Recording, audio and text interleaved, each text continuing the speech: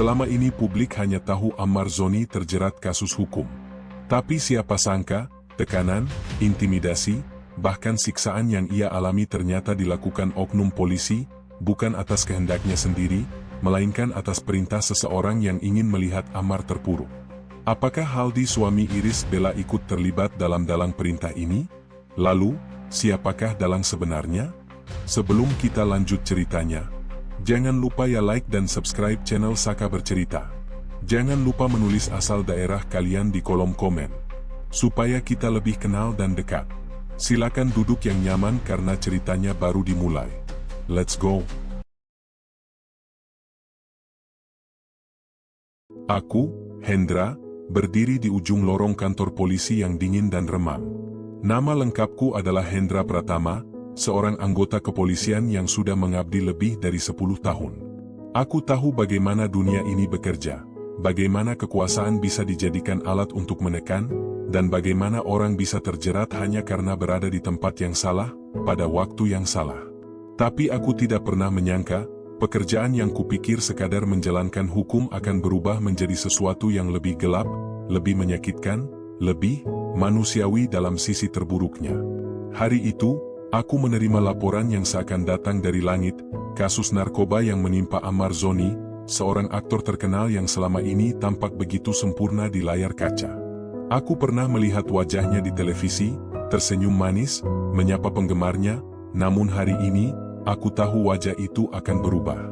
Dan aku akan menjadi bagian dari perjalanan yang akan membekas di hidupnya.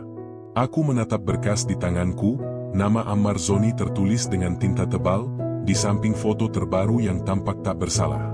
Tidak ada alasan untuk meragukan prosedur, pikirku. Tapi entah mengapa, hati kecilku bergetar saat membaca kronologi penangkapan. Rasanya seperti sebuah pertanda bahwa sesuatu yang seharusnya adil akan berubah menjadi ketidakadilan. Aku melangkah menuju pintu ruang tahanan. Di sana, Ammar duduk di bangku kecil, matanya memancarkan ketakutan yang begitu nyata. Tubuhnya sedikit gemetar, tangannya tak henti-hentinya menggenggam tasnya sendiri. Aku tahu, meski aku polisi, aku juga manusia, dan manusia mana yang siap menghadapi tuduhan seberat ini tanpa merasa remuk? Pak Ammar, aku memulai, suaraku agak tegas tapi tidak kasar. Kita akan memproses ini sesuai prosedur. Ikuti saja instruksi kami. Dia menatapku dengan mata yang penuh kebingungan. Ada rasa takut, ada juga kebingungan yang seakan menanyakan, mengapa ini terjadi padaku? Aku ingin menjawab, tapi aku tahu jawabanku hanya akan menambah berat beban yang ia rasakan. Aku menarik napas panjang, dan secara naluriah, aku menyadari, ini akan menjadi malam yang panjang bagi kami berdua. Prosedur awal berjalan seolah formalitas belaka. Ammar diperiksa, difoto, dan dicatat semua identitasnya. Tapi di mataku, prosedur itu hanyalah lapisan tipis di atas kegelisahan yang sebenarnya. Aku mengawasinya diam-diam, memperhatikan bagaimana ia menahan diri agar tidak menangis, bagaimana ia mencoba tetap tenang meski tangannya bergetar saat menaruh dokumen. Aku tahu, di balik ketenangan itu, ada badai yang sedang berkecamuk di dalam dirinya. Aku kemudian mengantarnya ke sel sementara. Langkah demi langkah, aku melihat Ammar mulai memahami bahwa dunia yang ia kenal, panggung, lampu kamera, penggemar yang setia, telah diganti dengan dinding dingin dan jeruji besi. Aku sendiri merasakan getaran aneh dalam dadaku, campuran antara kewajiban dan rasa bersalah yang sulit dijelaskan. Pak Ammar, duduk di sana dulu, aku memerintah sambil menunjuk kursi di tengah sel. Kami hanya ingin memastikan semuanya tercatat dengan baik. Dia menuruti, menunduk, dan suaranya hampir tak terdengar ketika ia bertanya, kenapa ini terjadi padaku, Pak Hendra? Saya tidak melakukan apa-apa. Aku menghela napas, menunduk sebentar. Suaraku tetap dingin, tapi hatiku berontak, tunggu saja prosesnya. Semuanya akan terlihat jelas nanti. Namun, di balik kata-kataku yang terdengar tegas, aku tahu Ammar akan segera menyadari bahwa proses yang kubicarakan bukan sekadar prosedur hukum biasa. Ada orang-orang di atas sana yang tidak ingin melihatnya bebas begitu saja. Ada rencana yang lebih gelap, dan aku, entah bagaimana, terlibat di dalamnya. Selama beberapa jam pertama, Aku mengawasinya dari balik kaca pengawasan. Ammar duduk di sudut sel, membungkuk, menundukkan kepala, mencoba mencerna kenyataan yang begitu keras menimpa hidupnya. Aku bisa merasakan bagaimana rasa takut dan kebingungan itu mulai memuncak. Tiba-tiba, langkah kakiku membawa aku mendekat ke selnya lagi. Aku menatap matanya langsung. Ammar, dengarkan baik-baik. Jika kamu ingin proses ini berjalan lebih lancar, ada beberapa hal yang harus kamu pahami. Dunia ini tidak selalu adil, dan kadang mereka yang berkuasa menentukan nasib orang lain. Mengerti? Dia menatapku, matanya berbinar antara ketakutan dan perlawanan. Saya tidak mengerti, saya hanya ingin dibebaskan. Saya tidak melakukan apa-apa. Aku menghela napas panjang, sadar bahwa kata-kata selanjutnya akan menjadi titik awal mimpi buruknya. Aku melangkah lebih dekat, suaraku sedikit menurun, lebih menekan. Kamu harus mengerti, Ammar. Tidak semua yang kamu lihat sebagai kebenaran itu benar. Kadang kita harus ikut arus, atau arus itu akan menenggelamkanmu. Dia menunduk lagi, gemetar. Aku tahu intimidasi verbal sudah mulai bekerja, tapi ini baru permulaan.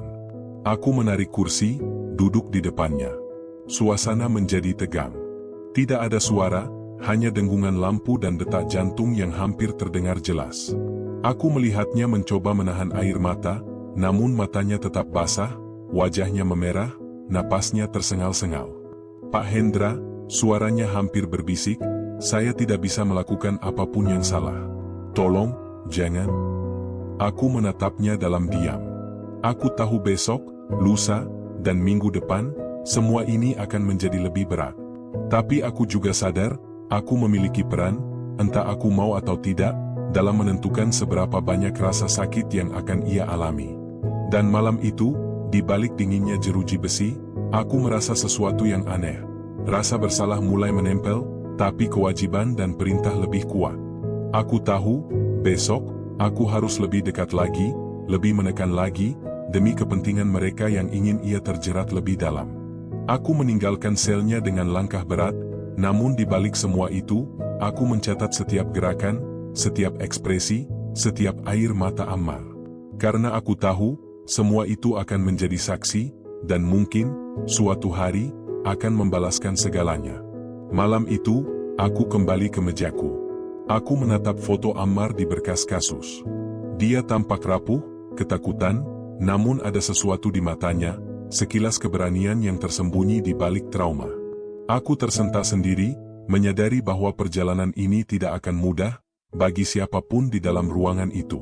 Aku menulis catatan di buku tugasku. Catatan yang akan menjadi jejak sejarah gelap yang akan datang.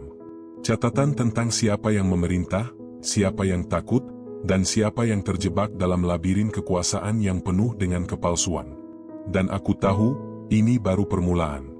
Hari-hari berikutnya di ruang tahanan tidak pernah sama. Aku, Hendra, mulai memahami bahwa pekerjaan ini bukan sekadar catatan dan prosedur, tapi seni menekan psikologi manusia. Ammar Zoni, yang awalnya tampak rapuh dan bingung, sekarang mulai menunjukkan tanda-tanda perlawanan, meski samar. Itu membuatku harus lebih berhati-hati, sekaligus lebih tegas. Setiap pagi, aku datang tepat waktu. Tidak hanya sebagai polisi yang bertugas memantau tahanan, tapi juga sebagai pengingat bahwa dunia yang ia kenal kini berbeda. Aku menatapnya dari jauh, memperhatikan bagaimana ia menata botol airnya di sudut, bagaimana ia menundukkan kepala saat ada yang lewat, dan bagaimana bibirnya bergetar menahan rasa marah yang tak bisa ia ungkapkan. Ammar, suaraku terdengar datar, tapi cukup untuk membuatnya menoleh. Matanya berbinar antara rasa takut dan marah. Aku duduk di kursi lipat yang ada di dekat sel, menatap langsung ke arah matanya. Kamu harus belajar satu hal. Dunia di luar sana tidak selalu adil. Tapi dunia di sini, dunia yang aku pimpin sebentar lagi, tidak akan pernah memberi ruang untuk kesalahanmu. Mengerti? Dia menelan ludah, menunduk, dan hanya mengangguk pelan. Aku tahu, meski ia tampak patuh, pikirannya berkecamuk. Aku bisa merasakan ketakutannya, tapi juga rasa marah yang membara di dalam dada. Dan itu, bagiku, adalah hal yang paling menantang, mematahkan semangat perlawanan itu tanpa meninggalkan jejak yang jelas. Hari itu, aku mulai memperkenalkan bentuk intimidasi baru. Aku berbicara lebih keras, lebih dekat, membuatnya sadar bahwa aku bisa masuk ke ruang pribadinya kapan saja. Aku menaruh buku-buku dan dokumen di lantai selnya, menyebarkan kesan bahwa ia tidak memiliki privasi. "Lihat, Ammar," kataku sambil menunjuk berkas di tanganku. "Semua gerakanmu tercatat. Semua kata-katamu, semua ekspresimu. Jangan kira kamu bisa bersembunyi." Ia menatapku, bibirnya bergetar menahan kata-kata yang ingin ia ucapkan. Ada momen hening yang terasa begitu lama. Hanya suara kipas angin dan detak jam yang terdengar. Aku tahu, dalam hening itu, rasa takutnya menumpuk, membentuk sesuatu yang bisa aku kendalikan. Malam itu, aku kembali ke selnya dengan secangkir kopi pahit. Aku duduk, menatapnya, dan memulai percakapan yang terdengar biasa, tapi syarat tekanan. "Ammar, kamu harus tahu, setiap orang punya titik lemah. Dan aku tahu titik lemahmu." Dia menatapku lurus, tapi matanya mulai berkaca-kaca. Aku melanjutkan, "Kalau kamu ingin selamat dari semua ini, patuhi aturan. Jangan membuatku kesal. Karena kalau aku kesal, kamu tidak akan menyukai hasilnya." Dia diam, tapi aku bisa melihat napasnya mulai memburu. Tangannya meremas celana yang ia kenakan, seolah mencari pegangan. Aku mencondongkan badan, menatap matanya dalam-dalam, membuatnya merasakan setiap kata yang keluar dari mulutku. Ini bukan ancaman kosong. Aku tahu, aku mampu mewujudkannya. Dan aku ingin dia tahu itu. Hari-hari berikutnya, aku mulai memanfaatkan strategi psikologis yang lebih halus. Aku sengaja menggeser barang-barang di selnya, memutar suara-suara asing di lorong, bahkan memperhatikan bagaimana ia tidur. Tidurnya sering terganggu karena aku ingin ia selalu merasa waspada, selalu berada di ujung kewaspadaan. Aku ingin ia merasakan bahwa dunia ini bisa menghancurkannya sedikit demi sedikit, secara perlahan. Kadang aku berdiri di depan kaca pengawasan, menatapnya, dan berpikir, apakah aku terlalu jauh? Tapi jawabannya selalu datang sendiri. Tidak. Tidak ada terlalu jauh dalam pekerjaan ini. Ini tentang perintah, tentang hasil, tentang mereka yang memegang kendali di atas sana. Suatu sore, aku mendekat lagi. Kali ini aku berbicara dengan nada yang lebih dingin. "Ammar, aku tahu kamu ingin membuktikan diri. Tapi dunia ini tidak memberikan ruang untuk pembuktian. Semua orang punya musuh di sini. Bahkan aku. Tapi aku berada di sisi yang benar, untuk saat ini." Dia menatapku, matanya menahan perasaan yang campur aduk, takut, benci, putus asa, tapi juga ingin melawan. Aku tersenyum tipis dalam hati, karena itu berarti strategiku berhasil. Aku menekan batasannya, membuatnya lelah secara mental, tanpa harus menyentuhnya secara fisik. Ini seni intimidasi yang paling murni, membuat korban merasa terjepit, tanpa bisa menentang secara terbuka. Aku tidak bisa mengabaikan efeknya. Ammar mulai berubah.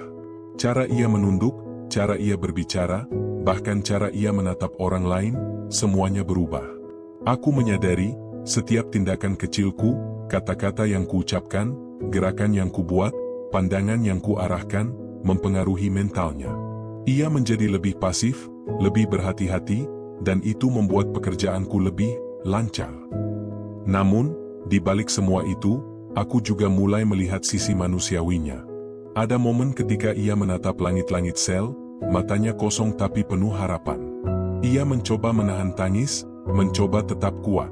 Aku melihat kilatan keberanian itu, dan jujur, itu membuatku berpikir, apakah aku melakukan hal yang benar? Tapi aku segera menyingkirkan pikiran itu. Tidak ada ruang untuk pertimbangan moral sekarang. Suatu malam, ketika aku menutup pintu sel, aku menatapnya terakhir kali sebelum pergi. Aku bisa melihat dia menatapku balik, dan kali ini ada sesuatu yang berbeda, tekad. Tekad untuk bertahan. Tekad untuk melawan.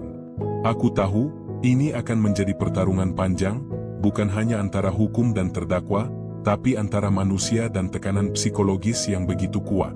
Aku menutup pintu dengan perlahan, namun di dalam hatiku, aku tahu pertarungan ini baru saja dimulai. Ammar mungkin tampak rapuh sekarang, tapi aku tidak boleh lengah. Sebab dalam pekerjaanku, siapapun yang menunjukkan tanda perlawanan, akan selalu menjadi target tekanan berikutnya. Dan aku, Hendra, adalah orang yang akan memastikan Ammar merasakan setiap sisi tekanan itu. Tidak hanya sebagai polisi, tapi sebagai alat dari sistem yang lebih besar, sistem yang kadang lebih kejam daripada siapapun yang bisa ia bayangkan. Malam itu, aku duduk di meja tugasku, menulis catatan baru. Catatan yang akan menjadi bukti sejarah gelap, bukti bagaimana manusia bisa ditekan, diintimidasi, dan dipaksa tunduk. Aku menulis dengan cermat, karena setiap kata adalah saksi diam dari kekuasaan dan ketakutan yang sedang kujalani, dan sedang aku tebarkan. Aku, Hendra, sudah terbiasa melihat berbagai wajah ketakutan di ruang tahanan. Tapi Ammar Zoni, berbeda. Wajahnya yang tampan, biasanya tersenyum di layar kaca, kini berubah menjadi kanvas ketakutan dan kepedihan. Setiap hari aku menyaksikan dia menderita bukan karena kesalahannya sendiri, tapi karena perintah dan kepentingan orang lain. Dan tugasku adalah memastikan ia merasakan tekanan itu sepenuhnya. Hari itu, aku masuk lebih awal dari biasanya. Selama beberapa hari terakhir, aku memperhatikan perilaku Ammar. Ia mulai enggan makan, matanya selalu sembab, tangannya gemetar bahkan ketika memegang gelas air. Itu tanda awal, pikirku. Tanda bahwa ketahanan mentalnya mulai rapuh. Aku tahu, sekarang saat yang tepat untuk meningkatkan intensitas tekanan. Ammar, suaraku terdengar tegas, sedikit dingin. Bangun. Kita harus bicara. Ia mengangkat kepala dengan susah payah, matanya merah dan sembab. Aku bisa melihat kilatan ketakutan bercampur dengan kemarahan yang tidak bisa ia ungkapkan. Aku mendekat, menatapnya dalam-dalam. Kamu harus mengerti, tidak ada tempat untuk kesalahan di sini. Setiap tindakanmu, setiap kata-katamu, bisa menentukan apa yang akan terjadi selanjutnya. Dia menelan ludah, menunduk, mencoba menahan diri. Tapi aku tahu, kata-kataku sudah mulai merasuk ke dalam pikirannya. Dan itu baru awal. Aku mulai menggunakan metode yang lebih ekstrim. Tidak lagi sekadar intimidasi verbal atau tekanan psikologis ringan. Aku memerintahkan beberapa rekan untuk memindahkan Ammar ke ruang isolasi sementara. Ruang itu dingin, gelap, hanya diterangi lampu kecil di sudut. Aku menutup pintu di belakangnya, memastikan ia merasakan kesendirian yang menekan. Duduk di sana, aku memerintah. Dan dengarkan aku. Jangan menatapku, jangan bicara. Hanya dengarkan. Dia menunduk, napasnya berat. Aku mengambil beberapa alat yang biasa digunakan untuk menekankan kepatuhan, alat yang aman menurut hukum, tapi efektif untuk menimbulkan rasa sakit dan ketakutan. Aku menatapnya sejenak, kemudian mulai berbicara sambil melaksanakan prosedur. Setiap hentakan ringan pada tubuhnya aku lakukan dengan perlahan, memastikan ia merasakan tekanan, rasa sakit, dan ketidakberdayaan. Ini bukan karena aku benci padamu, Ammar, kataku sambil menunduk ke arahnya. Ini karena aku punya perintah. Dan perintah itu harus dijalankan. Dia menjerit, tidak keras tapi cukup untuk membuat udara di ruang itu bergetar. Aku tahu ia mencoba menahan tangisan, mencoba menahan rasa sakit, tapi itu sia-sia. Tubuhnya gemetar, wajahnya memerah, dan matanya mulai basah oleh air mata yang tak bisa lagi ia bendung. Aku berhenti sejenak, memberi waktu untuknya merasakan efek dari tekanan itu. Kamu lihat? Ini baru sebagian kecil. Kalau kamu tidak kooperatif, lebih banyak lagi yang akan terjadi. Ia menatapku, bibirnya bergetar, napasnya tersengal. Ada perasaan takut yang sangat murni di matanya, tapi juga ada rasa benci yang tak bisa ia ungkapkan. Aku tersenyum tipis dalam hati. Itu tanda bahwa metode ini bekerja. Rasa takutnya mulai mendominasi logika dan keberaniannya. Setelah itu, aku melanjutkan dengan tekanan psikologis. Aku menyinggung keluarganya, karirnya, dan masa depannya. Ammar, kamu pikir siapa yang akan peduli kalau kamu gagal di sini? Semua orang bisa melupakanmu. Fans MU? Hanya wajah di televisi. Tapi di sini, aku yang memegang kendali. Dia diam, menunduk, matanya menatap lantai. Aku tahu kata-kata itu merusak hatinya perlahan-lahan. Rasa sakit fisik mungkin akan sembuh, Tapi rasa sakit psikologis, itu yang paling berbahaya, dan aku tahu efeknya akan bertahan lebih lama. Hari-hari berikutnya, pola yang sama berulang. Aku masuk, menatap, menekan, terkadang dengan kata-kata, terkadang dengan tindakan fisik yang ringan tapi cukup membuat Ammar menjerit di dalam hatinya. Ia mulai kehilangan ritme tidur, kehilangan selera makan, dan setiap kali aku masuk, matanya langsung memancarkan ketakutan yang mendalam. Aku sendiri merasakan sesuatu yang aneh. Ada bagian dari diriku yang tersentuh oleh ketahanannya. Ia menangis diam-diam di sudut sel, tetapi setiap kali aku melihatnya, aku juga melihat tekad. Tekad untuk bertahan. Dan itu membuat pekerjaanku semakin sulit. Aku ingin ia patah, tapi manusiawi melihat keberaniannya membuat sedikit perasaan bersalah muncul. Suatu malam, aku memutuskan untuk menekankan satu hal lagi, sengatan listrik. Ini bukan hukuman utama, tapi pengingat. Aku menyalakan alat itu di dekat tubuhnya, memberi kejutan ringan yang membuat seluruh tubuhnya mengejang. Jeritan yang keluar dari mulutnya nyaris memecah kesunyian ruangan. Aku tahu ini akan terpatri dalam ingatannya. Ini pelajaran, Ammar, kataku dingin. Kalau kamu tidak kooperatif, lebih buruk lagi yang menantimu. Ingat, ini bukan keinginanku. Ini perintah. Dia menunduk, gemetar, napasnya tersengal, dan aku bisa melihat air matanya jatuh perlahan di pipi. Aku menatapnya dalam diam, mencatat setiap ekspresi, setiap rasa takut, setiap kepanikan. Ini bukan sekadar pekerjaan. Ini adalah seni menghancurkan psikologi seseorang, dan aku sedang belajar menguasainya. Namun, di balik semua itu, aku tahu, suatu saat, semua ini akan kembali. Semua catatan, semua ekspresi, semua rasa sakit yang kurasakan dan kurasakan olehnya, akan menjadi bukti. Aku hanya belum sadar kapan waktunya. Malam itu, ketika aku menutup sel dan berjalan menjauh, aku menatap foto Ammar di berkas kasus. Matanya basah, tapi penuh perlawanan diam-diam. Aku tersentak sendiri, menyadari bahwa aku sedang membentuk trauma yang akan menempel seumur hidup. Aku menulis catatan baru, lebih rinci, tentang setiap tindakan, setiap reaksi, setiap ketakutan yang kulihat. Dan aku tahu, perjalanan ini baru setengah jalan. Besok, tekanan akan lebih intens. Aku akan menyiapkan segalanya agar ia merasakan apa artinya berada di ujung kendali orang lain. Aku, Hendra, sudah memasuki sisi tergelap pekerjaanku. Dan Ammar Zoni, seolah tak sadar, sedang menapaki malam-malam penuh rasa sakit yang akan menentukan masa depannya. Aku, Hendra, duduk di kursi lipat di luar sel Ammar, menatapnya dari balik jeruji besi. Malam itu, lampu di ruang tahanan berpendar redup, bayangan kami menari-nari di dinding. Aku menarik napas panjang, menenangkan diriku, karena yang akan kulakukan sekarang bukan sekadar intimidasi. Ini adalah tahap berikutnya, pemerasan, tekanan sistematis untuk membuatnya tunduk, meski hatinya tetap memberontak. Ammar, suaraku terdengar tegas, menyelinap ke setiap sudut sel. Duduk, kita perlu bicara serius. Dia mengangkat kepala dengan susah payah. Matanya sembab, bibirnya retak, tetapi ada sesuatu yang tak bisa ia sembunyikan, kemarahan dan ketegaran di balik ketakutan itu. Aku mencondongkan tubuhku sedikit, menatap matanya dalam-dalam. Kamu tahu kenapa kita di sini, bukan? Dia hanya mengangguk perlahan, napasnya tersengal. Saya tidak mengerti. Saya tidak melakukan apa-apa, Pak Hendra. Tolong, suaranya nyaris terdengar patah. Aku menarik napas, kemudian melangkah lebih dekat. Dengar, Ammar. Dunia di luar sini mungkin menilai kamu bersalah atau tidak. Tapi di sini, semua tergantung perintah yang aku terima. Dan perintah itu jelas, buat kamu mengaku, buat kamu patuh, buat kamu mengerti bahwa jalan yang kamu pilih, atau yang mereka tuduhkan padamu, bisa menghancurkanmu jika tidak kooperatif.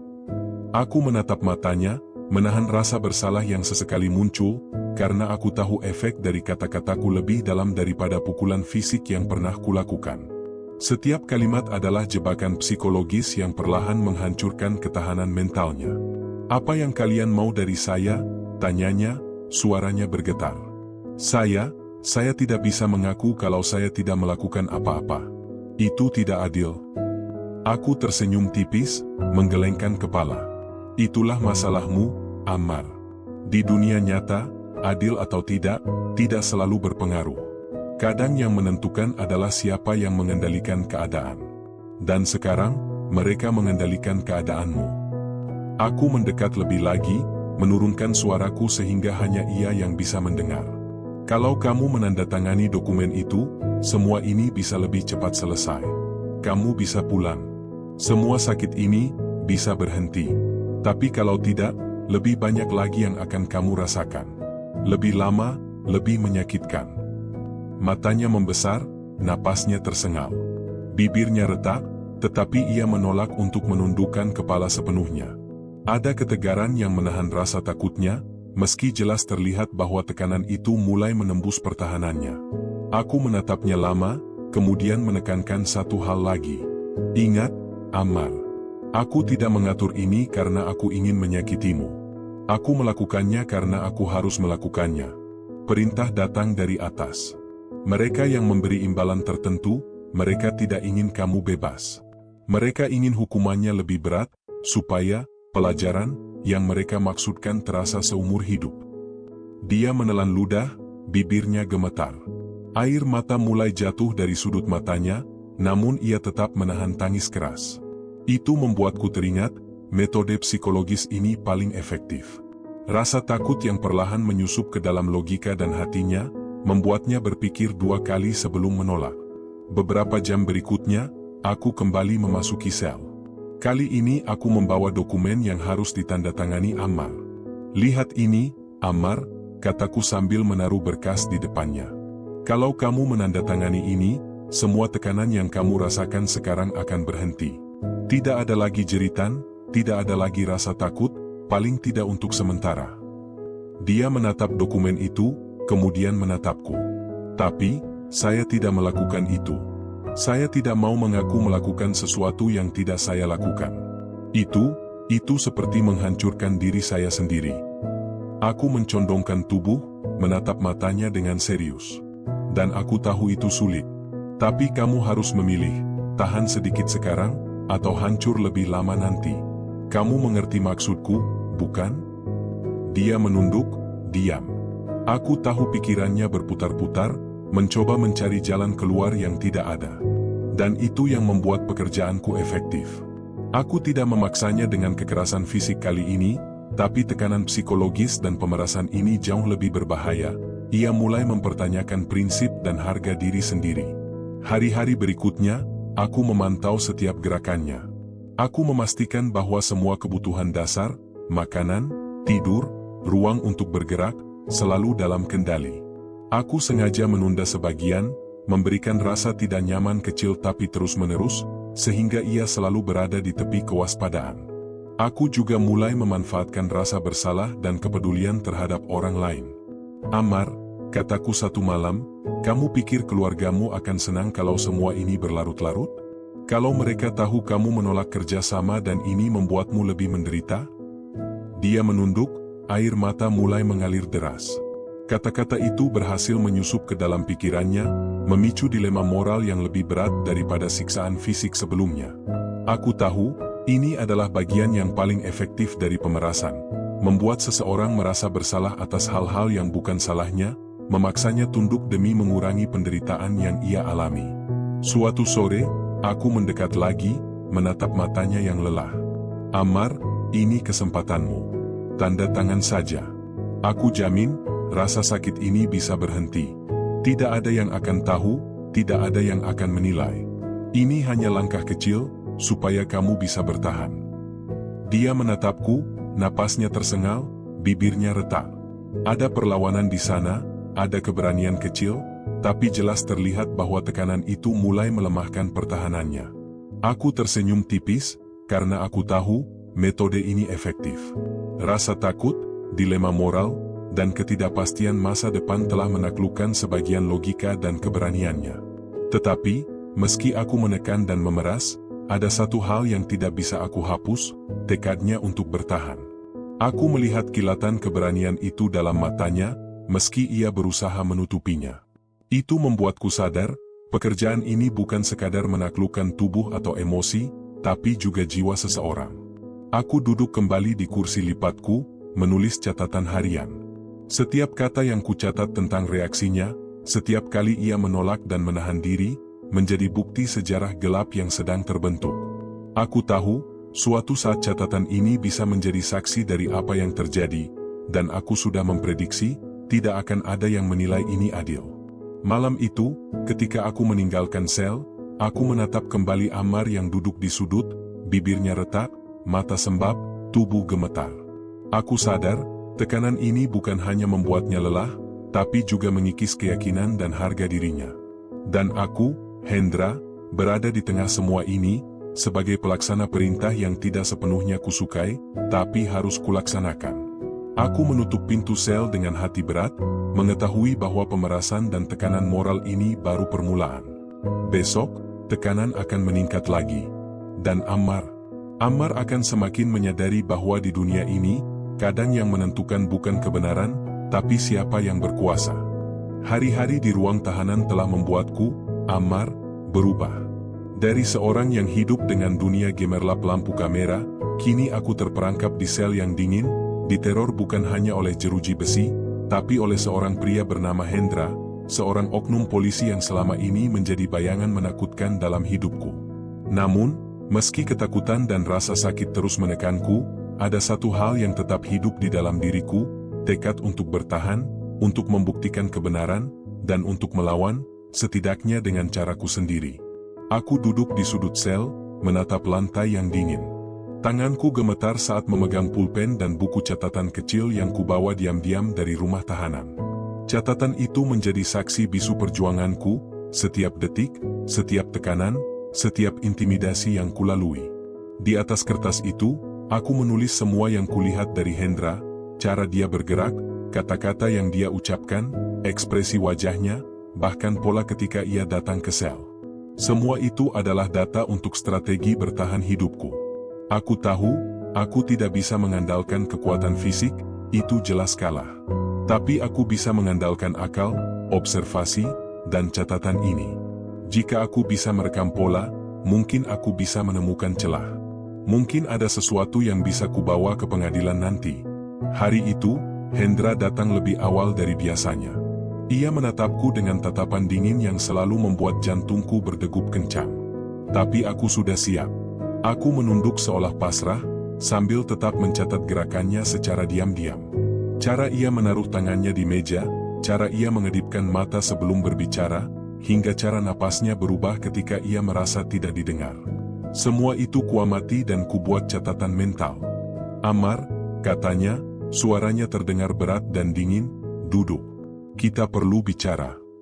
Aku menunduk, bibirku kaku menahan gemetar. Di matanya ada ancaman terselubung, tapi aku tidak menunjukkan bahwa aku panik. Aku tahu, Hendra ingin melihat ketakutan yang jelas di wajahku, bukan ketakutan yang tersembunyi tapi terkontrol. Aku menenangkan napas, menarik sedikit udara panjang. Dengar, Ammar, katanya sambil mencondongkan tubuh, kamu harus mengerti satu hal. Semua yang terjadi ini bukan kebetulan. Semua ini ada perhitungan. Kalau kamu ingin keluar dari sini dengan cepat, ada beberapa hal yang harus kamu lakukan. Aku menelan ludah, menunduk lebih dalam. Tapi dalam hati, aku sudah mulai merencanakan langkah. Aku tahu, dia ingin aku panik, ingin aku menyerah, ingin aku menandatangani sesuatu yang tidak bersalah. Tapi aku menolak menyerah begitu saja. Aku harus cerdas. Hari-hari berikutnya, aku mulai mengamati pola Hendra. Ia selalu datang pada jam tertentu, terkadang membawa dokumen, terkadang hanya untuk berbicara. Ia selalu mendekat dengan cara yang sama, menekankan intonasi suara tertentu, dan selalu memberikan tekanan psikologis yang konsisten. Aku mencatat semuanya, jam datang, durasi, ekspresi, nada suara. Setiap detail kecil. Karena aku tahu, di balik pola itu ada peluang. Aku juga mulai memperhatikan kamera CCTV di lorong.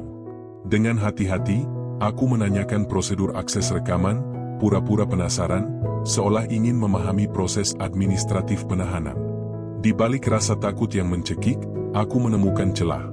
Jika aku bisa mendapatkan rekaman yang membuktikan keberadaanku di tempat lain saat penemuan barang bukti terjadi, mungkin aku bisa membalikkan situasi ini.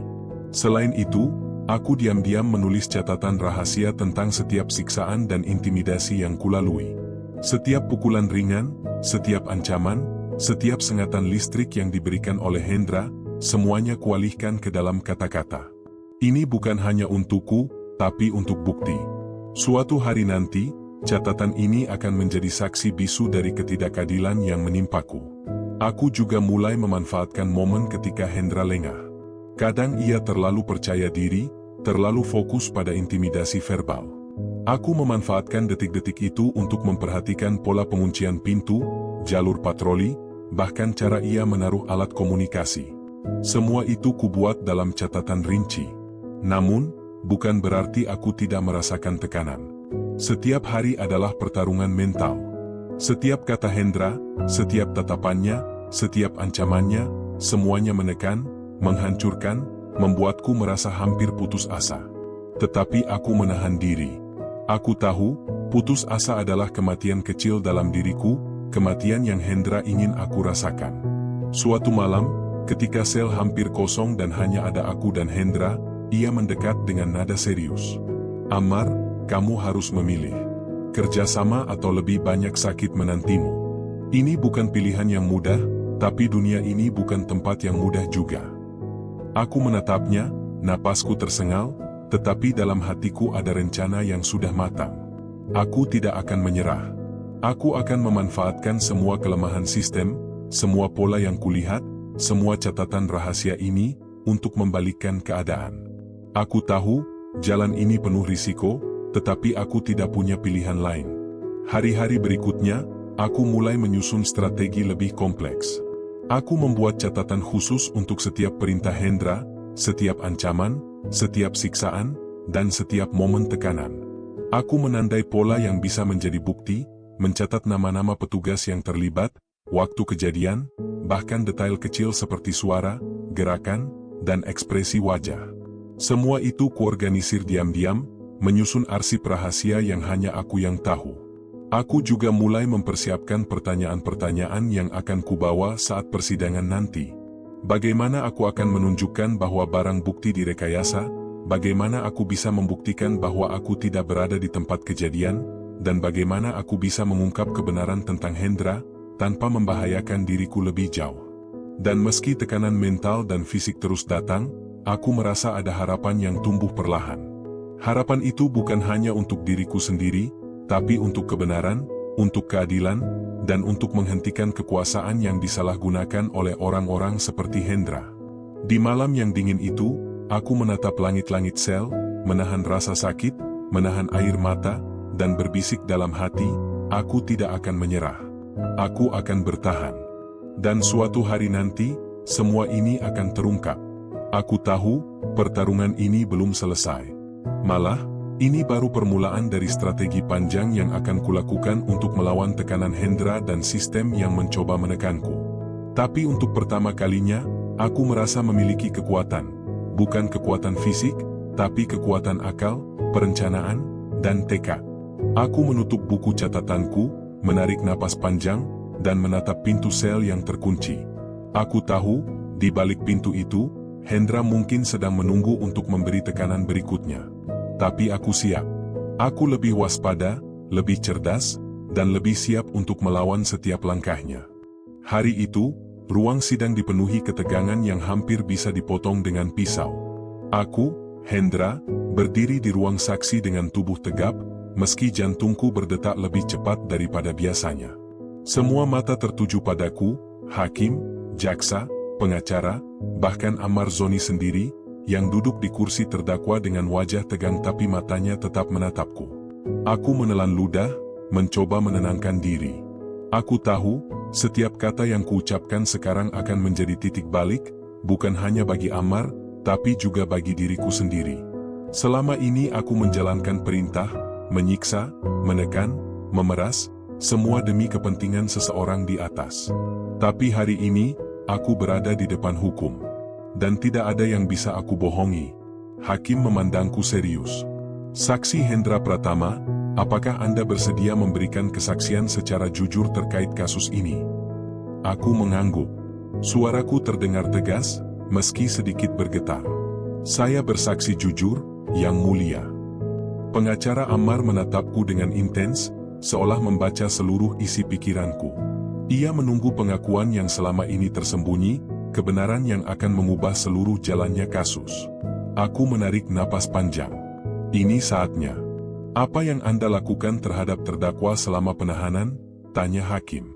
Aku menatap Ammar sejenak, melihat wajahnya yang pucat, matanya sembab, namun ada ketegaran yang membuat hatiku tersentuh. Aku menghela napas, dan mulai bercerita. Yang Mulia, selama penahanan, saya melakukan tindakan yang, saya akui, tidak semestinya dilakukan. Saya menekan, mengintimidasi, bahkan melakukan kekerasan fisik terhadap Ammar Zoni. Semua itu, saya lakukan atas perintah atasan yang ingin memastikan terdakwa tidak segera dibebaskan. Ada imbalan tertentu yang dijanjikan untuk membuat hukuman terdakwa lebih berat, supaya efek hukumannya bisa lebih lama dan lebih menyakitkan. Kata-kata itu menggantung di udara. Ruang sidang hening, hanya terdengar dengungan AC dan detak jantung yang terasa di telingaku sendiri. Ammar menatapku dengan mata terbuka lebar, hampir tidak percaya apa yang ia dengar. Saya menggunakan metode intimidasi psikologis, lanjutku, menahan rasa bersalah yang tiba-tiba membanjiri hatiku.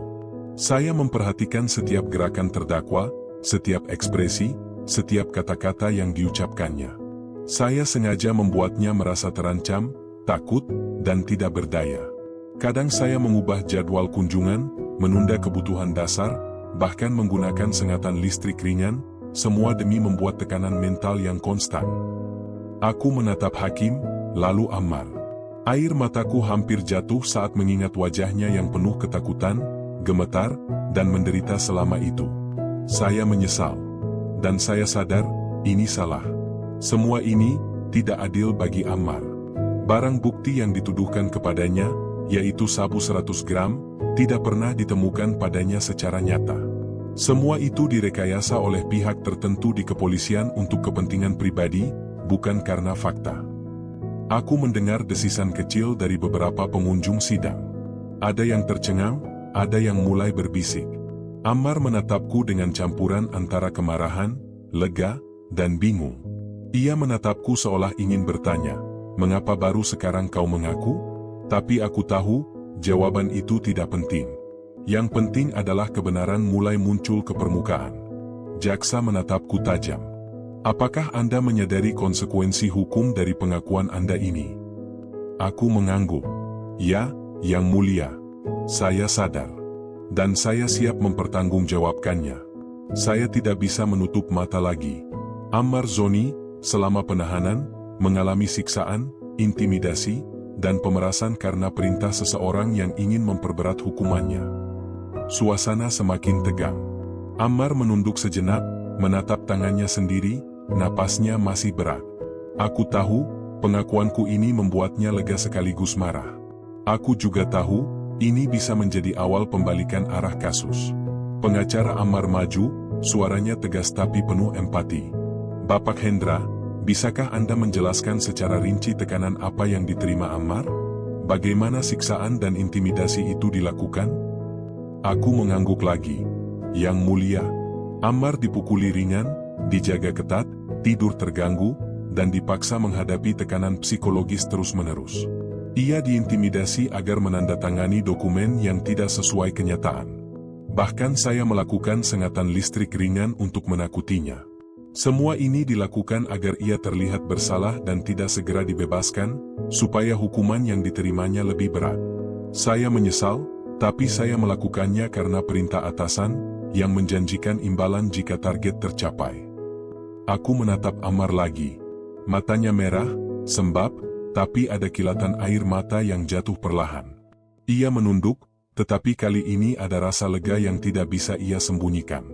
Aku tahu, untuk pertama kalinya sejak penahanan, ia merasa ada peluang kebenaran akan muncul. Apakah Anda mengetahui apakah barang bukti ditemukan saat terdakwa berada di lokasi? Tanya hakim. Aku menelan ludah. Tidak, Yang Mulia. Ammar Zoni tidak pernah berada di lokasi ketika sabu 100 gram ditemukan. Semua bukti itu direkayasa untuk memperkuat tuduhan terhadapnya. Ruang sidang bergemuruh oleh bisik-bisik. Pengacara Ammar menatapku penuh harap.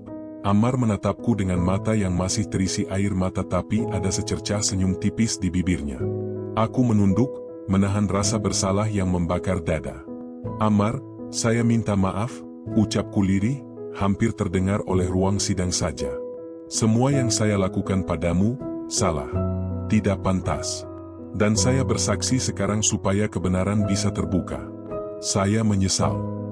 Di luar dugaan, Ammar mengangkat kepalanya, menatapku, dan untuk pertama kalinya berkata dengan suara lembut namun tegas, "Terima kasih, karena akhirnya ada yang berbicara jujur." Aku menelan ludah. Kata-katanya membuat dadaku sesak. Selama ini aku menjadi alat tekanan, pelaku siksaan, dan saksi diam dari ketidakadilan. Tapi kini, kata-kata itu membuatku sadar bahwa pengakuanku bisa menjadi titik awal perubahan. Hakim mengangguk, menandakan sidang akan dilanjutkan dengan pemeriksaan bukti tambahan. Aku duduk kembali, menatap Ammar.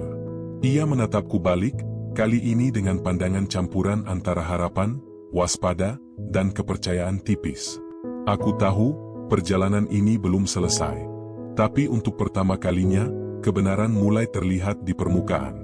Dan di saat itu, aku menyadari satu hal, pengakuan ini bukan hanya tentang Ammar. Ini tentang kebenaran, keadilan, dan pertanggungjawaban. Ini tentang bagaimana manusia bisa menanggung kesalahan orang lain, dan bagaimana keberanian satu orang bisa mengubah nasib orang lain. Malam itu, aku meninggalkan ruang sidang dengan hati berat, tetapi lega. Aku tahu, langkah ini baru permulaan. Persidangan masih panjang, konflik masih menunggu, dan kebenaran yang lebih besar akan segera terungkap. Ammar Zoni tidak lagi sendirian. Dan aku, Hendra, telah membuka pintu yang tidak bisa ditutup lagi. Ruang sidang terasa semakin panas. Udara dipenuhi ketegangan yang hampir membuat semua orang terdiam. Aku duduk di kursi terdakwa, Ammar Zoni, dengan tangan yang masih gemetar karena campuran lega dan waspada. Mata semua orang tertuju padaku, terutama Hendra, yang baru saja memberikan pengakuan dramatisnya. Jaksa menatapku tajam, seolah menunggu reaksi. "Tuan Ammar," katanya, "apakah Anda ingin mengajukan bukti tambahan terkait tuduhan ini?" Aku menghela napas panjang, menahan rasa gugup. Selama berbulan-bulan, aku diam, mengumpulkan bukti, mencatat setiap langkah, setiap siksaan, setiap intimidasi. Dan sekarang, momen itu tiba. Aku mengeluarkan laptop kecil dari tasku, menyalakannya, dan memperlihatkan rekaman CCTV yang berhasil aku dapatkan melalui pengacara dan tim investigasi pribadi. "Yang Mulia, ini adalah rekaman dari lokasi penemuan barang bukti," ucapku, suaraku sedikit bergetar tapi tegas. Aku menatap hakim, lalu Hendra. Seperti yang akan terlihat, saya tidak berada di lokasi pada saat sabu 100 gram ditemukan. Layar menampilkan rekaman, tampak jalanan sepi, hanya beberapa orang berlalu lalang, tetapi jelas tidak ada tanda-tanda kehadiranku. Kamera dari berbagai sudut menunjukkan pergerakan aku di tempat lain pada jam yang sama. Ruang sidang hening. Hanya terdengar suara kipas angin dan desahan beberapa pengunjung. Hendra menatap layar, wajahnya pucat. Ia tahu, pengakuannya baru saja membuka peluang besar untuk membalik kasus ini. Pengacara Ammar maju, suaranya tegas, "Yang Mulia, bukti ini menunjukkan bahwa tuduhan terhadap klien kami berdasarkan barang bukti yang direkayasa. Tidak ada satupun bukti fisik yang menunjukkan bahwa Ammar Zoni berada di lokasi penemuan sabu tersebut." Jaksa mencoba menekan, "Tuan Hendra, apakah Anda bisa menjelaskan mengapa pengakuan Anda sebelumnya berbeda dari rekaman ini?" Hendra menelan ludah, menatap lantai sebentar, kemudian menatap hakim. "Yang Mulia, saya melakukan tindakan yang salah. Saya menyiksa dan mengintimidasi Ammar Zoni karena perintah seseorang yang ingin memperberat hukumannya. Semua itu dilakukan dengan maksud untuk mengikuti perintah atasan, bukan karena bukti yang nyata. Barang bukti itu, saya tahu direkayasa." Aku menahan napas. Kata-kata itu seperti ledakan dalam ruang sidang. Semua orang terguncang, termasuk hakim dan jaksa. Pengunjung sidang mulai berbisik-bisik, sebagian menutup mulut karena terkejut, sebagian lagi menunduk menatap kursi terdakwa yang kini penuh harapan. Pengacara Ammar menatapku, lalu menatap hakim. Yang mulia, ini adalah bukti sahih bahwa klien kami tidak bersalah atas tuduhan yang selama ini menjeratnya. Rekaman CCTV ini, dikombinasikan dengan pengakuan saksi Hendra, membuktikan adanya rekayasa dalam penahanan dan tuduhan terhadap Ammar Zoni. Aku merasakan kelegaan yang luar biasa, tapi juga campuran emosi yang rumit. Selama ini, aku menanggung rasa bersalah karena menyiksa Ammar, tapi sekarang kebenaran mulai muncul. Aku menatap Ammar, yang kini menatapku balik dengan mata basah, setengah marah, setengah lega. Hakim mengetuk palu perlahan, mencoba menenangkan suasana. Ruang sidang akan memberikan kesempatan untuk memverifikasi bukti ini lebih lanjut. Namun, pengakuan Hendra Pratama dan rekaman CCTV ini jelas mengubah konteks kasus ini secara signifikan. Jaksa mencoba mengajukan bantahan, tetapi bukti visual dan pengakuan saksi sudah terlalu kuat. Bukti CCTV tidak bisa dibantah, dan pengakuan Hendra menegaskan semua intimidasi dan pemerasan yang kulalui selama penahanan. Aku menatap Hendra lagi. Ia menunduk, wajahnya penuh penyesalan.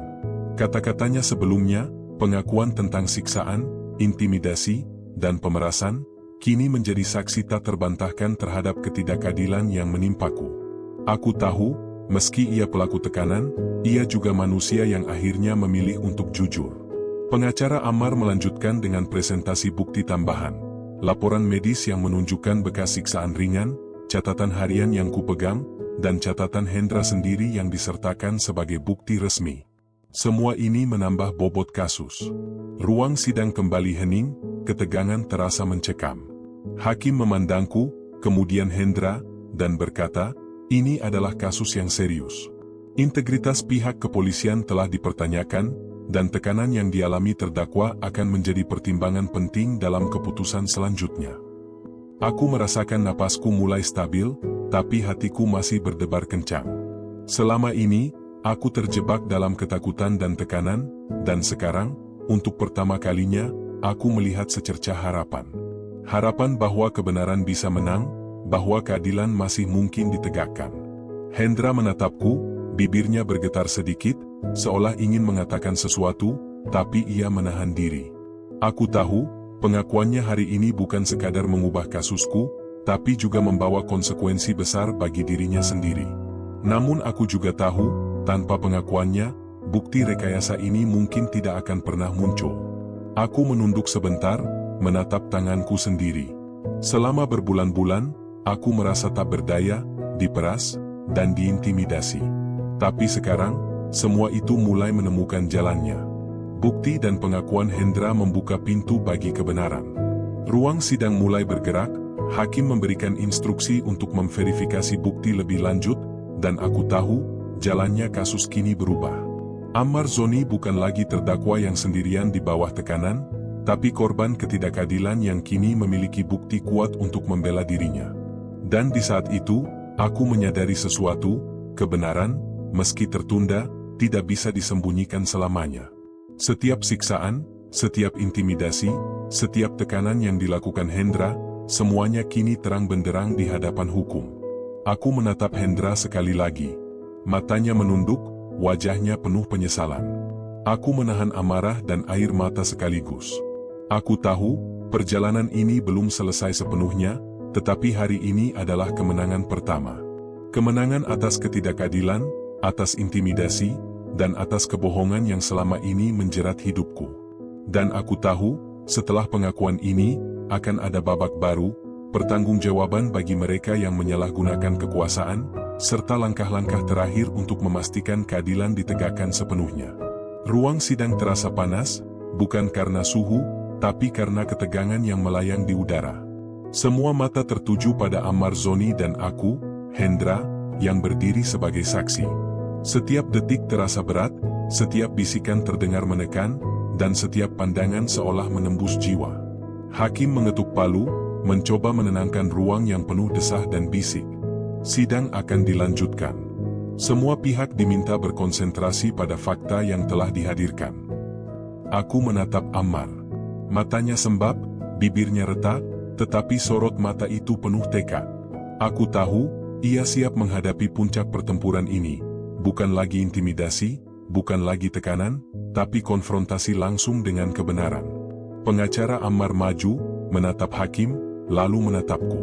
Yang mulia, berdasarkan pengakuan saksi Hendra Pratama dan bukti rekaman CCTV yang telah diajukan, jelas bahwa klien kami tidak berada di lokasi penemuan barang bukti. Kami meminta pertimbangan serius terkait tuduhan yang selama ini menjerat Ammar Zoni. Jaksa berusaha menekan. Tuan Hendra, apakah Anda yakin dengan semua pengakuan Anda ini? Apakah Anda tidak sedang menutupi fakta atau melakukan pembenaran sendiri? Aku menelan ludah. Suaraku terdengar tegas tapi sedikit bergetar. Yang mulia, saya bersaksi sepenuhnya jujur. Semua yang saya lakukan selama penahanan adalah atas perintah atasan, yang ingin memastikan hukuman terdakwa lebih berat. Barang bukti yang dituduhkan tidak pernah ditemukan padanya. Semua direkayasa. Saya siap bertanggung jawab atas pengakuan ini. Bisik-bisik kembali terdengar. Ammar menatapku dengan mata yang berlinang, campuran antara kemarahan dan rasa lega. Aku menunduk sebentar, menahan rasa bersalah yang begitu berat. Selama ini aku menjadi alat tekanan, pelaku siksaan, tapi kini aku menjadi saksi kebenaran yang bisa menyelamatkan nyawa dan karir Ammar. Pengacara Ammar memutar rekaman CCTV sekali lagi. Layar menampilkan Ammar berada di tempat lain saat barang bukti ditemukan. Setiap detik rekaman itu membuat wajah jaksa memucat, membuat hakim menunduk sejenak, dan membuat pengunjung sidang terdiam. Ammar Zoni tidak bersalah, aku melanjutkan, menatap hakim, suaraku semakin mantap. Saya menyiksa dan mengintimidasi terdakwa, tetapi itu bukan karena ia bersalah. Semua tindakan saya salah, dan saya menyesal. Kebenaran harus terungkap. Sistem yang menekan terdakwa untuk keuntungan pihak tertentu harus dipertanggungjawabkan. Ruang sidang sunyi. Ammar menatapku. Aku bisa melihat getaran emosinya, kelelahan, kepedihan, tapi juga rasa lega dan harapan. Ia menunduk sejenak, kemudian menatap hakim. Suaranya pelan tapi tegas. Yang mulia, saya ingin memastikan keadilan ditegakkan. Saya tidak bersalah. Selama penahanan, saya disiksa, diperas, dan diintimidasi. Barang bukti yang dituduhkan adalah rekayasa. Saya mohon agar kebenaran diperhatikan dan mereka yang menyalahgunakan kekuasaan dipertanggungjawabkan. Jaksa terlihat terpojok. Bukti visual, pengakuan Hendra, catatan medis, catatan pribadi Ammar, semuanya bersatu membentuk fakta yang tidak bisa dibantah. Aku menatap Hendra lagi. Ia menunduk, wajahnya pucat, menahan emosi, menyadari bahwa pengakuannya telah mengubah seluruh jalannya kasus. Hakim mengetuk palu perlahan. Ruang sidang mengakui bukti dan pengakuan yang telah diajukan. Integritas proses penahanan terdakwa dan pihak kepolisian akan menjadi pertimbangan utama dalam keputusan akhir. Semua bukti akan diverifikasi secara menyeluruh, dan tindakan yang salah akan dipertanggungjawabkan. Aku menahan napas. Selama ini aku menekan Ammar, menyiksa dan memerasnya, tapi hari ini aku melihat efek dari kejujuran. Kebenaran mulai menang. Tapi aku juga tahu, konsekuensi untuk diriku sendiri akan datang. Aku menunduk, menahan rasa bersalah yang menghantui setiap detik. Pengacara Ammar melanjutkan, Yang mulia, selain pengakuan saksi, bukti CCTV, dan catatan medis, kami memiliki dokumen internal kepolisian yang menunjukkan adanya arahan untuk menekan terdakwa agar hukuman lebih berat. Semua ini memperkuat klaim bahwa klien kami menjadi korban rekayasa dan tekanan ilegal. Aku menatap Ammar. Matanya masih berlinang, tetapi sorot mata itu kini penuh keyakinan. Ia tidak lagi merasa sendirian. Aku tahu, pengakuanku dan bukti yang dia hadirkan telah membuka jalan bagi kebenaran. Hendra menatap hakim, kemudian menunduk.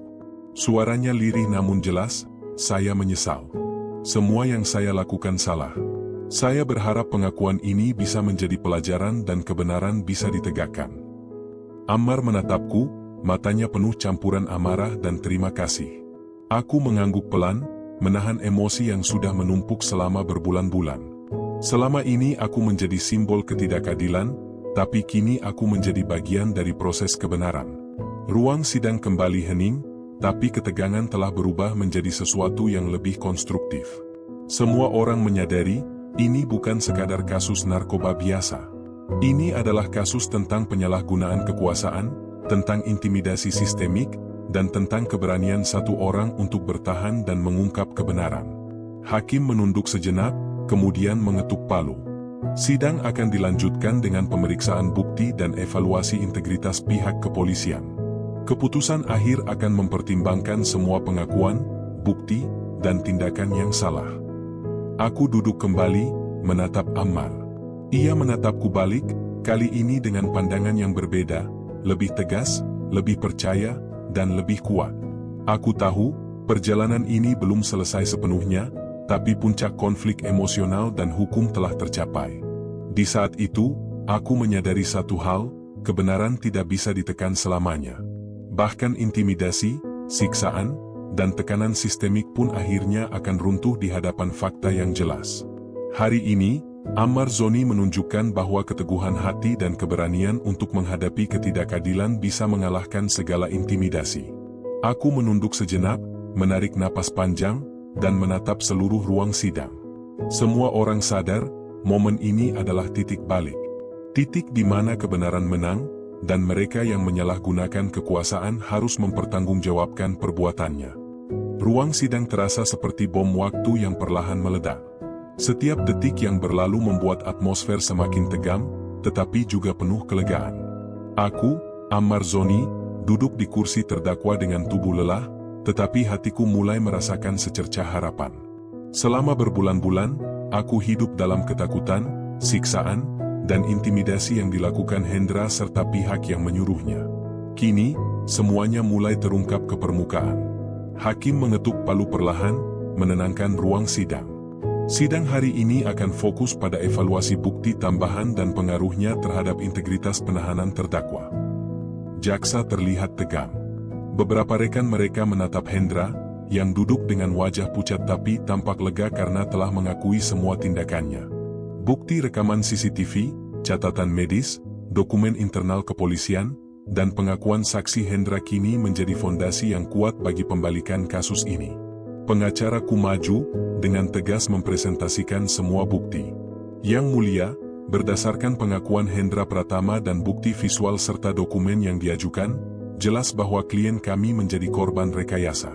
Barang bukti yang menjeratnya tidak pernah ditemukan padanya secara nyata.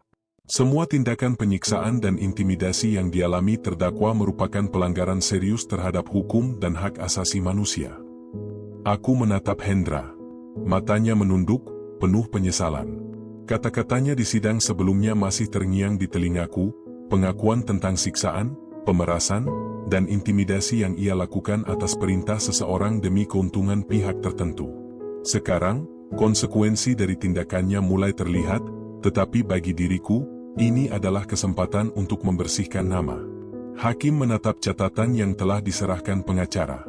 Berdasarkan bukti yang ada, ruang sidang mencatat adanya pelanggaran serius dalam proses penahanan terdakwa. Integritas penyidikan pihak kepolisian dipertanyakan. Oleh karena itu, tindakan lebih lanjut akan dilakukan terhadap oknum yang bertanggung jawab.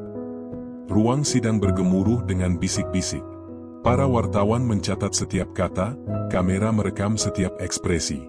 Hendra menunduk lebih dalam, menatap tangannya sendiri, seolah menyadari bahwa pengakuannya kini bukan hanya menyelamatkan aku, tetapi juga menuntut pertanggungjawaban dirinya sendiri dan pihak atasannya. Jaksa mencoba mengajukan bantahan, tetapi hakim tegas. Semua bukti telah diverifikasi, termasuk rekaman CCTV dan dokumen internal. Fakta menunjukkan bahwa terdakwa berada di lokasi lain saat barang bukti ditemukan. Proses hukum yang adil harus dijalankan. Aku menarik napas panjang. Untuk pertama kalinya sejak penahanan, aku merasa ringan. Beban yang menekan selama berbulan-bulan perlahan menghilang. Namun aku juga menyadari bahwa konsekuensi bagi Hendra dan pihak kepolisian tidak ringan. Mereka yang menyalahgunakan kekuasaan harus mempertanggungjawabkan perbuatan mereka, dan ini menjadi pelajaran besar bagi sistem hukum. Hendra menatapku, kali ini dengan mata yang basah. Aku menatap balik, menahan amarah sekaligus rasa terima kasih. Meski ia pelaku tekanan, ia juga manusia yang akhirnya memilih jujur dan membantu mengungkap kebenaran.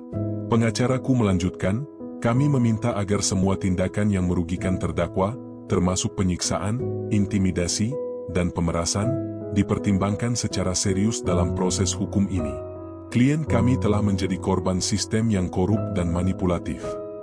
Hakim menunduk, menandai beberapa dokumen penting. Ruang sidang mengakui bahwa adanya rekayasa dalam proses penahanan terdakwa dan adanya tekanan dari oknum polisi untuk memperberat hukumannya. Tindakan tersebut akan menjadi pertimbangan utama dalam putusan akhir dan evaluasi integritas pihak kepolisian. Ruang sidang hening sejenak, hanya terdengar suara kertas dan ketukan palu. Aku menatap Hendra lagi, dan untuk pertama kalinya, kami bertukar pandang tanpa rasa takut atau dendam. Ada pengakuan, ada penyesalan, dan ada kesempatan bagi semua pihak untuk menebus kesalahan. Di luar sidang, wartawan sudah menunggu. Kamera merekam setiap ekspresi, mikrofon menyorot wajah Hendra dan aku. Banyak yang menanyakan tentang kasus ini, tentang bukti rekayasa, dan tentang tekanan yang selama ini dialami. Aku hanya menatap mereka, menarik napas panjang, dan berkata, yang penting adalah kebenaran terungkap. Itu yang paling utama. Hendra menunduk, tampak lelah tapi lega. Ia menyadari bahwa pengakuannya membawa konsekuensi besar, tetapi juga membantu mengembalikan nama baik seorang korban ketidakadilan. Aku menatapnya, dan dalam hati, aku tahu, hari ini adalah titik balik. Titik di mana korban mulai mendapatkan haknya, dan pihak yang salah mulai menghadapi pertanggungjawaban. Hakim mengetuk palu untuk menutup sesi hari itu. Sidang ditunda hingga evaluasi bukti tambahan selesai. Semua pihak diharapkan hadir kembali dengan itikat baik dan fokus pada kebenaran. Aku menarik napas panjang, menatap ruangan sidang yang perlahan mulai kosong. Rasanya campuran lega, lelah, dan tegang masih bersarang di hatiku. Tapi satu hal jelas, kebenaran telah mulai menang, dan sistem yang mencoba menekan akan mulai menerima konsekuensi dari tindakan mereka. Hendra menatapku sekali lagi, matanya penuh penyesalan tapi juga pengakuan. Aku menunduk pelan, memberi isyarat kecil. Tidak ada kata maaf yang perlu diucapkan, karena semua sudah terlihat di ruang sidang. Yang penting sekarang adalah memastikan keadilan ditegakkan sepenuhnya. Hari itu, aku merasa bahwa perjalanan panjang untuk mendapatkan keadilan hampir sampai. Tetapi aku juga tahu, bab terakhir dari cerita ini akan menjadi titik penutup, di mana semua pihak akan menghadapi hasil dari tindakan mereka, dan Amar Zoni akan menatap masa depan dengan wajah yang bebas dari bayang-bayang ketidakadilan. Hari itu, pagi terasa cerah, tetapi bagi aku, Amar Zoni, rasanya seperti fajar baru yang benar-benar membawa harapan setelah gelap berbulan-bulan. Aku melangkah keluar dari gedung pengadilan, kaki masih terasa berat karena kelelahan emosional, tetapi hatiku ringan karena keadilan akhirnya mulai ditegakkan. Ruang sidang telah memutuskan, semua tuduhan terhadapku dibatalkan.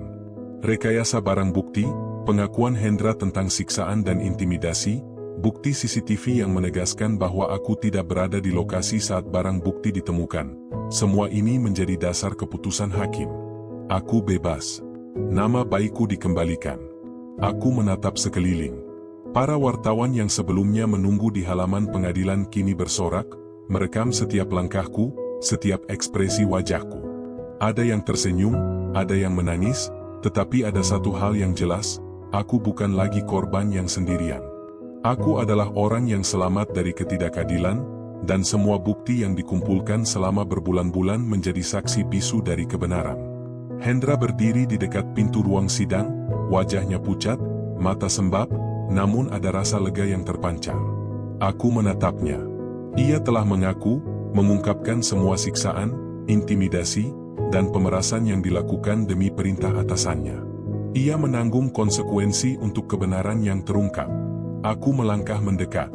Terima kasih, ucapku lirih, meski suaraku hampir patah. Kamu, akhirnya memilih jujur. Hendra menunduk, suaranya pelan, saya menyesal. Semua yang saya lakukan salah. Tapi saya harus mengakui, supaya kamu bisa mendapatkan keadilan. Itu satu-satunya yang bisa saya lakukan sekarang. Aku menatapnya dalam-dalam. Aku tahu, ia adalah bagian dari masa kelam yang kujalani, tetapi tanpa pengakuannya, aku mungkin masih terperangkap dalam tuduhan yang tidak pernah kulakukan. Yang penting sekarang, kebenaran sudah muncul, ucapku pelan. Di luar gedung, keluarga dan sahabat menungguku. Mereka berlari menghampiriku, memelukku erat. Air mata mengalir, tetapi kali ini bukan karena ketakutan atau kesedihan, melainkan karena lega yang luar biasa. Semua penderitaan yang kutanggung selama ini akhirnya menemukan titik terang. Sementara itu, pihak kepolisian menghadapi investigasi internal. Hendra dan beberapa oknum yang terlibat dalam rekayasa bukti serta pemerasan diperiksa dan dijatuhi sanksi hukum. Integritas kepolisian diuji, dan proses hukum memastikan bahwa tindakan mereka tidak bisa dibiarkan begitu saja. Kebenaran mulai menuntun mereka pada pertanggungjawaban. Aku menatap gedung pengadilan yang kini terasa lebih terang dari sebelumnya. Semua bayangan ketakutan yang menghantui selama berbulan-bulan perlahan menghilang. Aku menarik napas panjang, merasakan udara segar yang masuk ke paru-paru. Beban yang menekan jiwaku selama ini kini terasa ringan. Di rumah, aku duduk sendirian beberapa jam kemudian, menulis catatan terakhir tentang perjalanan ini. Semua yang kulalui, intimidasi, tekanan, siksaan, hingga pembalikan bukti dan pengakuan Hendra. Aku menulis dengan hati-hati, memastikan setiap detail tercatat. Ini bukan hanya tentang kasusku, tetapi juga tentang pelajaran hidup, keberanian untuk bertahan, kekuatan kebenaran, dan pentingnya integritas dalam menghadapi ketidakadilan. Aku menatap langit malam dari jendela. Bintang-bintang berkelip, seolah memberi salam. Semua penderitaan dan ketakutan yang kulalui kini menjadi sejarah yang harus diingat, bukan sekadar untuk diriku, tetapi juga sebagai pengingat bagi siapapun yang menghadapi ketidakadilan. Hendra akhirnya menemui konsekuensi atas tindakan yang selama ini ia lakukan. Ia dijatuhi hukuman sesuai perannya dalam siksaan dan pemerasan, tetapi pengakuannya menjadi titik balik yang menyelamatkan hidupku. Aku tidak menaruh dendam padanya. Aku melihatnya sebagai manusia yang akhirnya memilih jalan benar meski terlambat. Aku berdiri di depan rumahku, menghirup udara pagi yang segar. Beban yang selama ini menekan aku kini hilang. Semua jerit hati, ketakutan, dan penderitaan telah menemukan akhir. Aku tersenyum, merasa lega, dan untuk pertama kalinya dalam waktu lama, aku merasa benar-benar bebas. Di televisi, berita tentang kasus ini disiarkan. Kasus Ammar Zoni berakhir dengan pembalikan tuduhan. Pengakuan saksi Hendra mengungkap siksaan dan rekayasa barang bukti, membawa keadilan bagi terdakwa. Aku menatap layar, tersenyum tipis. Dunia mungkin melihat ini sebagai berita kriminal biasa, tapi bagiku, ini adalah kemenangan atas ketidakadilan dan keberanian untuk menghadapi tekanan yang selama ini menjerat hidupku. Aku duduk kembali, menutup mata sejenak, merasakan ketenangan yang begitu dalam. Semua penderitaan yang kujalani selama berbulan-bulan kini berubah menjadi pelajaran hidup yang tak ternilai, bahwa kebenaran akan menemukan jalannya, meski tertunda, dan keadilan bisa ditegakkan jika ada keberanian dan keteguhan hati. Hari itu, aku merasa bebas. Bebas dari tuduhan palsu, bebas dari ketakutan, bebas dari bayang-bayang intimidasi dan tekanan. Aku menarik napas panjang, menatap langit, dan tersenyum. Kebenaran telah menang. Keadilan telah ditegakkan. Dan aku, Ammar Zoni, akhirnya bisa melangkah ke masa depan dengan kepala tegak, hati tenang, dan jiwa yang merdeka.